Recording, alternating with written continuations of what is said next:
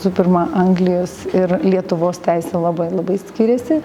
Lietuvoje dažniausiai vienas advokatas, vienas teisėjas sprendžia bylą. Anglijoje dažniausiai būna mažiausiai 2 advokatai, tai yra solicitoriai, kurie suruošia bylą, kurie kontaktuoja tiesiogiai su klientu, ir baristeris, kuris tik tai atstovauja teismuose. Jis neturi teisės kontaktuoti su klientu, nebent turi specialų statusą, kuris Anglijoje vadinasi direct access ir gali tiesiogiai kontaktuoti su klientu.